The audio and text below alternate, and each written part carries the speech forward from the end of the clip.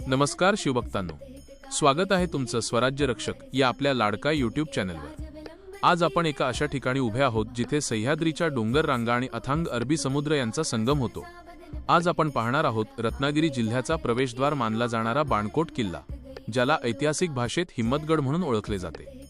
सावित्री नदीच्या खाडीवर लक्ष ठेवण्यासाठी बांधलेला हा जलदुर्ग इतिहासाच्या अनेक वळणांचा साक्षीदार आहे। 1670 मध्ये जेव्हा छत्रपती शिवाजी महाराजांनी हा किल्ला स्वराज्यात सामील केला, तेव्हा या परिसराचं महत्त्व प्रचंड वाढलं।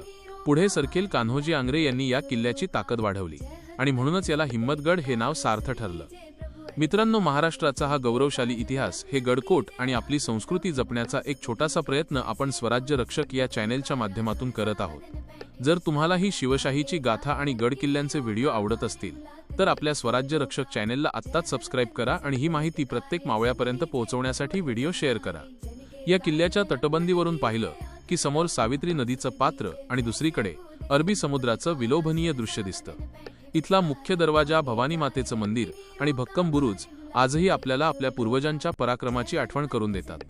विशेष म्हणजे इंग्रजांनी महाराष्ट्रात पाऊल ठेवलेला हा पहिला किल्ला, ज्याला त्यांनी फोर्ट व्हिक्टोरिया असं नाव दिलं होतं, पण आपल्यासाठी हा सदैव आपला अभिमान हिम्मतगडच राहील। तर मित्रांनो, कसा वाटला हा बाणकोटचा प्रवास? कमेंट्समध्ये जय शिवराय लिहून नक्की कळवा। व्हिडिओला लाईक करा आणि आपल्या स्वराज्य रक्षक कुटुंबाचा हिस्सा बना।